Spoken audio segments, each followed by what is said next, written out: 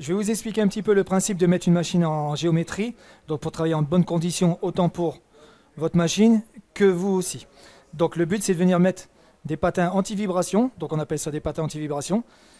Donc vous avez votre patin ici qui est monté sur un coussin en caoutchouc, qui vous permet de régler la hauteur différemment par rapport à votre machine et le sol où vous allez installer votre machine.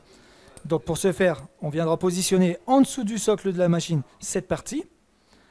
On viendra passer la tige filetée qu'on viendra mettre en pression.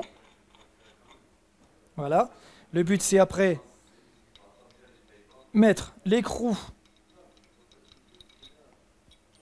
et la rondelle au-dessus du socle, bien sûr. Hop, qu'on viendra bloquer.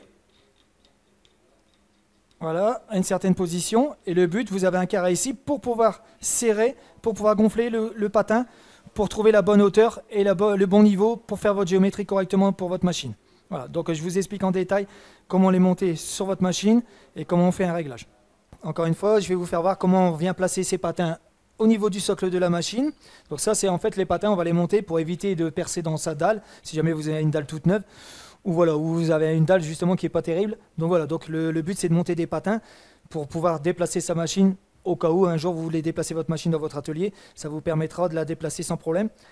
Et ces patins en même temps, ça absorbe les vibrations d'usinage et les vibrations de votre bâtiment. Donc on viendra en placer 4. Tout dépend de la taille de votre machine. Ça peut être comme 4, 6 ou 8. Tout dépend de la taille de votre machine. Voilà. Donc là, sur ce modèle, vous voyez, elle est sur un socle.